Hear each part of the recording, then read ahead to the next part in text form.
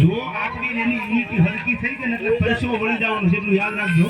આપણે તો વાતો કરી છે પેલા તો અડી જાય છે, એટલું યાદ રાખજો. એક થઈ જાજો મોડું ન.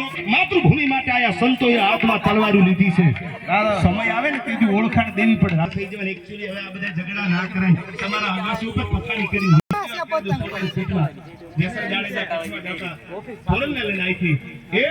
પવન છે, વાવાઝોડું છે, નો લઈ જાઓ. બીજી વાર કીધું, ત્રીજી વાર કીધું ત્યારે એક બાજુ લઈ જાઓ.